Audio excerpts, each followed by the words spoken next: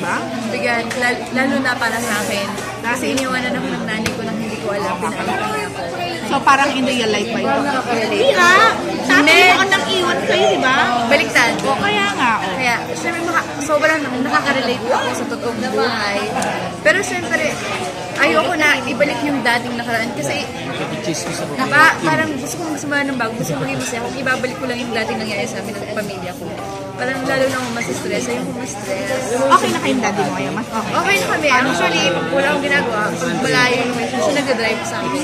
Tagay, may ganun. Diba? Mas maganda. Hindi kayo magkasama sa house. Hindi. Ay, di ba? Pero hindi ka na doon nakatira, di ba? Hindi ka na nakatira. Malapit. QC na po. Kakalipat ko lang. Mami mo, umuwi na ulit. Wala Japan. Johnson & Johnson. Namatay po yung garden. Ay, nag-meet kaliwa yun. December. Talaga? Nag-meet sila ng papa mo.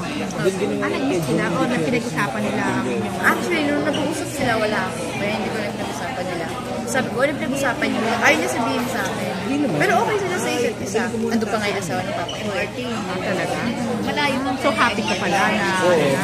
Okay ako. Oo, sa status silang dalawa. Pero mas maging okay siguro kung magkasama sila, di ba? So wini-wish mo pa rin magsama sila? Pero hindi ko na inaasahan. Pero mas masaya siguro. Kung ganun. Kasi nakikita ko ibang pamilya, may taping, ay, daddy niya, nag-judge sa kanya, kasama niya yung mama niya. Si Barbie lang yata ang ganyan. Hindi ko pa rin naiwasan na ma-engage, siyempre kahit naman sino.